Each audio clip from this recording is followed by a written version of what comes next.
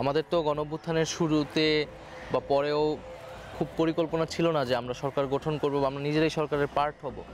এটা প্রেক্ষাপটে আমাদের উপরে এই দায়িত্বটা এসেছে নেতৃত্বের কারণে।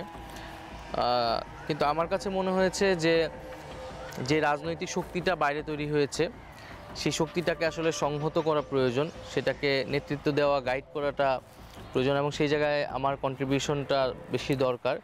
গত 7 মাসে আমাদের প্রত্যাশা ছিল সবারই যে ল অ্যান্ড অর্ডারটা স্বাভাবিক হওয়া, আমাদের যে পুলিশিং সিস্টেমটা সেটা একটা স্বল্পমেয়াদী সংস্কারের মধ্য দিয়ে গিয়ে সক্রিয় হওয়া।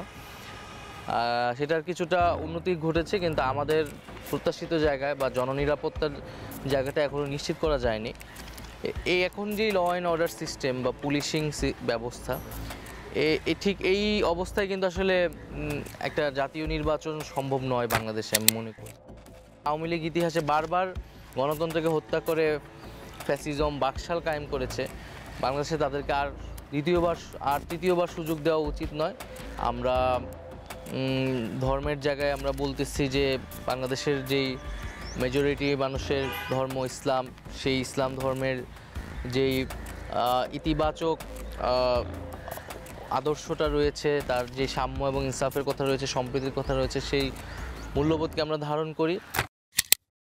কিন্তু আমরা একটা সার্বজনীন রাজনীতি আমরা করছি, যেখানে সকল দলমতের অংশগ্রহণ হবে।